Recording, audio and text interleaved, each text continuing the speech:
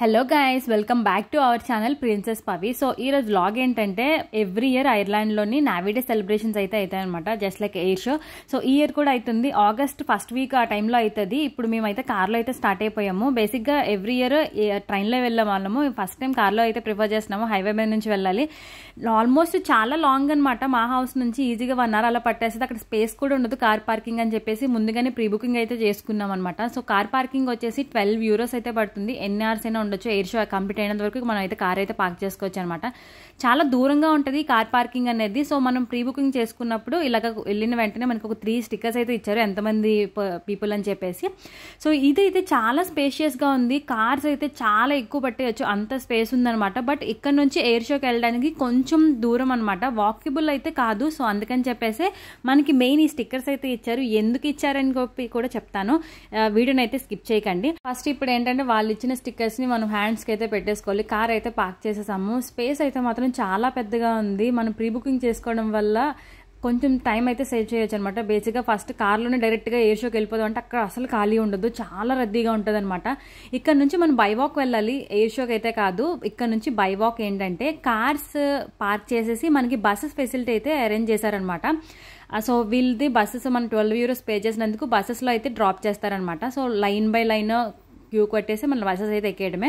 మనకి సీట్స్ కూడా ప్రొవైడ్ చేస్తారు అందులోనే. సో రద్దీగా ఏం కాదు, సీట్ బట్టి మనం కూర్చొని వెళ్ళిపోవడం అనమాట. ఎయిర్ షో దగ్గరలో అయితే డ్రాప్ చేసేసారు. అక్కడికి వెళ్ళిన తర్వాత చీమల్లా ఉంటారు జనాలు కూడా, ఎందుకంటే చాలా ఎక్కువ మెంబర్స్ వస్తారనమాట ఎయిర్ షోకి కంపల్సరీగా. ఒక సైడ్ అంతా కిడ్స్ జోన్ అనమాట, డిఫరెంట్ యాక్టివిటీస్ ఉంటాయి అనమాట కిడ్స్ ఆడుకోవడానికి. చాలా బాగుంటుంది. ఆల్మోస్ట్ ఐర్లాండ్ వచ్చి 3 years అవుతుంది. 3 years నుంచి కూడా కంపల్సరీగా ఎయిర్ షోని అయితే మిస్ అవ్వకుండా అయితే చూస్తున్నాం అనమాట. సో లాస్ట్ టైం ఇది కూడా రిజెక్టెడ్ ఏం కాదు, ఇప్పుడు మాత్రం కొంచెం బ్లాక్ చేశారనమాట. సో ఇంకా మేము కూడా ఒక దగ్గర ప్లేస్ చూసుకొని సెటిల్ అయిపోదామని చెప్పేసి అనుకున్నాము.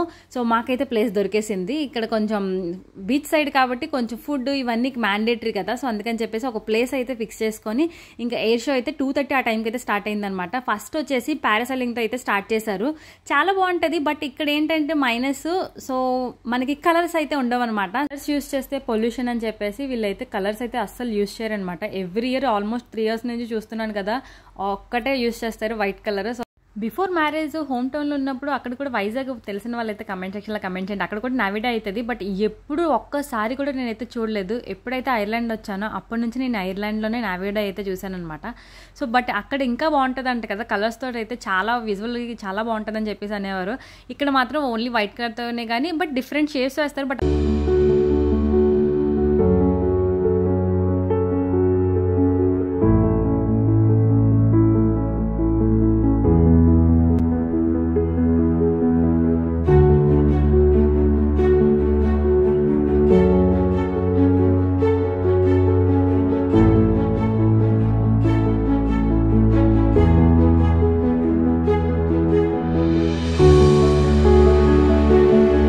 ఇక్కడైతే బేసిక్గా హార్ట్ షేప్ అయితే వేస్తున్నారు, బట్ షార్ట్గా తీయడం వల్ల హార్ట్ షేప్ అయితే మిస్ అయిందనమాట. మీరు ఎప్పుడైనా ఇలాగా నావీ డే ఎక్స్పీరియన్స్ చేశారా కమెంట్ సెక్షన్లో అయితే కమెంట్ చేయండి.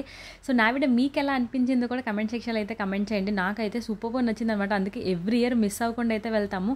బట్ సో మచ్ ఫార్, మా హౌస్ నుంచి ఒక 1.5 hour లాంగ్ జర్నీ చేయాలనుకున్న వాళ్ళైతే హ్యాపీగా వెళ్ళొచ్చు. బట్ అది కూడా మాకు వింటర్ స్టార్ట్ అవ్వక ముందే ఇది పెడతారు కాబట్టి కొంచెం ఎంజాయ్ చేయడానికి కూడా చాలా బాగుంటుంది అనమాట. సో ఎక్కడికి వెళ్ళినా సరే ఇలా చీమల్ల జనాలు మాత్రం దీనికి మాత్రం నావీ డేకి మాత్రం కంపల్సరీగా ఉంటారు. ఒక సైడ్ అంతా ఇలా ఉంటే ఇంకొక సైడ్ చెప్పాను కదా కిడ్స్ యాక్టివిటీస్ అన్నీ ఉంటాయి అనమాట. ప్రతి దానికి కూడా ఒక పెద్ద లైన్ ఉంటుంది. ఈజీగానన్నా దానికి లైన్ కట్టి మనం టోకెన్ తెచ్చుకోవాలనుకుంటేనే అక్కడ సగం టైం వేస్ట్ అయిపోద్ది అనమాట. పౌలుకి ఈ రైడ్ అయితే ఎక్కించాము. ఇంకా చాలా రైడ్స్ ఉంటాయి, పెద్దవాళ్ళకి కూడా చాలా పెద్ద రైడ్స్ ఉంటాయి అనమాట. ఒకదాంతో సరిపోదని చెప్పేసి ఇంకా పౌలు ఇంకో నెక్స్ట్ డే కొంచెం కొలంబస్ షేప్లో ఉంది, సో అది ఎక్కుతానని చెప్పేసి అంటే వాళ్ళ ఫాదర్ తను ఎక్కారనమాట. ఇలాగ మన సైడ్ ఏంటంటే తీర్థం అప్పుడు ఇలాంటి జైంట్ వీల్స్ అవన్నీ వస్తాయి కదా, అప్పుడు ఎక్స్పీరియన్స్ చేశాను. మళ్ళీ మాకు ఇక్కడ ఏంటంటే ఇలాగా నావీ డేకే మాత్రమే పెడతారు. నెక్స్ట్ ఏంటంటే కిడ్స్ హాలిడేస్లో ఉన్నప్పుడు కొంచెం సర్కస్ లాంటివి అలాంటివి పెడతారనమాట. ఇంకా చాలా తక్కువ మిగిలినప్పుడు రేర్, అసలు ఉండవు. పౌలు బాగుందా రైడ్? ఇలాంటి ప్లేసెస్కి కిడ్స్ని తీసుకెళ్ళిన తర్వాత వన్ రైడ్తో వాళ్ళైతే ఖచ్చితంగా సాటిస్ఫై అవ్వరు. ఇంకా పౌలుకి కొన్ని చిన్న చిన్న స్లైడ్స్ అయితే ఎక్కించామన్నమాట. నావిడేకి ఆపోజిట్లో ఒక చిన్న పార్క్ కూడా ఉంది. అందులో పార్క్లోనే కొన్ని స్వింగ్స్ అదర్ యాక్టివిటీస్ కూడా ఉన్నాయన్నమాట. పౌలు దాంతో కొంచెంసేపు ఆడుకుందనమాట. ఇక్కడ బిగ్గెస్ట్ ప్రాబ్లం ఏంటంటే మనం ఏదైనా పర్చేస్ చేసి తినాలి అనుకుంటే మాత్రం లేదంటే ఏదైనా టాయ్ కొనాలనుకున్నా సరే ఒక చాలా పెద్ద పెద్ద లైన్స్ అనమాట. అంత క్రౌడ్ ఉంది. ఈజీగా 1 hour 1.5 hours పట్టేస్తుంది. మనం ఏదైనా తీసుకోవాలి కొనాలి అంటే మాత్రం అంత పెద్ద టాస్క్ అవుతుందన్నమాట. ఇలా బయటకు వచ్చి తినకుండా ఇంటికి నార్మల్గా వెళ్ళే బ్యాచ్ అయితే అస్సలు కాము. అందుకని చెప్పేసి ఐస్ క్రీమ్ తీసుకుందాం అని చెప్పేసి మా వారైతే పెద్ద లైన్ కట్టారు. ఈలోపు పౌలు ఇదంతా స్వింగ్ ఇవన్నీ యాక్టివిటీస్ అయితే ఆడుకుందనమాట. ఐస్ క్రీమ్లో నిజంగా చెప్తున్నాను 1.5 hours ఐస్ క్రీమ్ కోసం లైన్ కట్టి ఐస్ క్రీమ్ అయితే తీసుకొచ్చారనమాట. సో ఈ డే అయితే ఐస్ క్రీమ్తో అయితే ఎండ్ చేసాం. ఇప్పుడు బిగ్గెస్ట్ టాస్క్ మళ్ళీ బస్సులో వెళ్ళాలి. మనకి చేతికి అయితే ఆ స్టిక్కర్ కంపల్సరీగా ఉండాలి, లేదంటే రిటర్న్ బస్ అయితే ఎక్కనివ్వరు. అందుకే స్టిక్కర్స్ని జాగ్రత్తగా కాపాడుకోవాలన్నమాట. దీనికి కూడా 1.5 hours అయితే లైన్ కట్టాము. ఎందుకంటే పెద్ద లైన్ చూసారు ఎంత పెద్దగా ఉందో లైన్. అందరూ బస్సెస్ అయితే ప్రిఫర్ చేస్తారు కాబట్టి. సో ఫైనల్లీ బస్సు అయితే మళ్ళీ మా కార్ దగ్గర అయితే దింపేసింది. వీడియో నచ్చితే మాత్రం ప్లీజ్ లైక్ చేసి షేర్ చేయండి, సబ్స్క్రైబ్ చేయడం మాత్రం అస్సలు మర్చిపోకండి. See in the next vlog guys. By.